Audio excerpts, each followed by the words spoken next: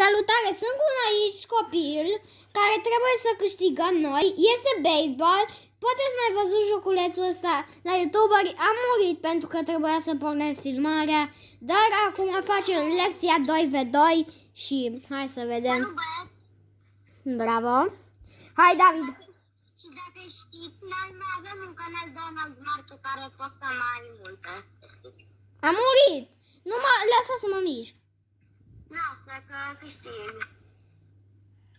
Nu mă lasă să mă mișc. Trebuie să-mi dau reset, băieți. Jocul acesta Ai văzut că am făcut este wow. Este un Roblox pe care poți să te joci cu prietenii, diferite chestii, double duel și... Da? Și acum o să... Noi deja avem 2 puncte care și câștigai eu 2 meciuri. Da, eu am ieșit, trebuie să dai acolo că eu am ieșit un pic de la duele. Nu mă mai lăsa să mă mișc. Am găsit eu o lecție aici 2v2.